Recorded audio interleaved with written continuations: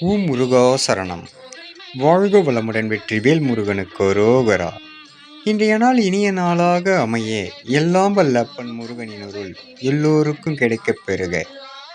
நாம் வாழும் வாழ்க்கையில் எல்லோருக்கும் தெரிந்த ஒன்று, ஆரம்பம், தொடர்வது, முடிப்பது என்று 3 காலநிலைகள் உண்டு. ஆரம்பம் இது எல்லோரும் ஆரம்பிப்பார்கள்.